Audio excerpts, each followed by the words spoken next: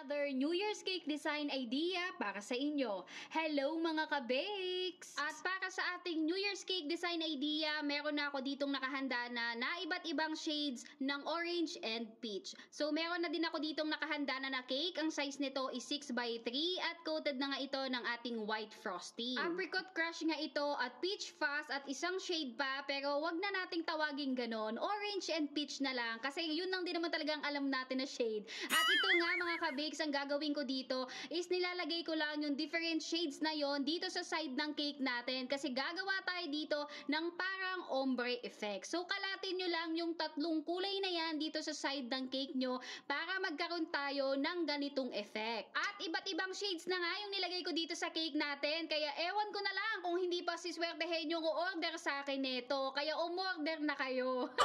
At tignan nyo naman mga ka-bakes, ang ganda ng naging outcome niya, yung kanyang ombre effect. So medyo inangat lang natin yung frosting. Nakikita nyo yung sa side, hindi siya as in sharp edge. So design talaga yan yung parang umangat na frosting sa taas.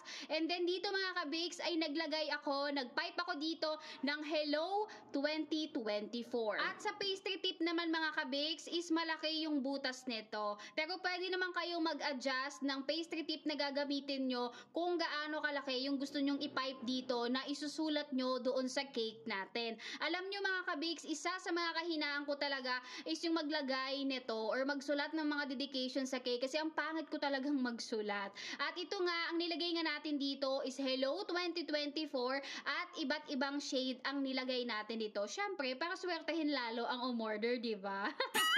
At ito na nga mga ka-bakes ang naging outcome niya. Okay na sana ako dito kasi minimalist lang talaga yung design niya. Kaso ang pangit nung pag-pipe ko dun sa Hello, kaya nag-decide ako na lagyan na lang siya ng iba't ibang sizes nitong silver dragees. Pwede din naman mga ka-bakes na wag nyo nalagyan nitong silver dragees, as in minimalist design lang talaga. Mag-pipe lang kayo doon ng Hello at wag nyo nalagyan nitong silver dragees. Ako kasi, nag-decide ako na lagyan ng silver dragees kasi feeling ko ang pangit nung pag-pipe ko. Kaya tinakpan ko na lang siya.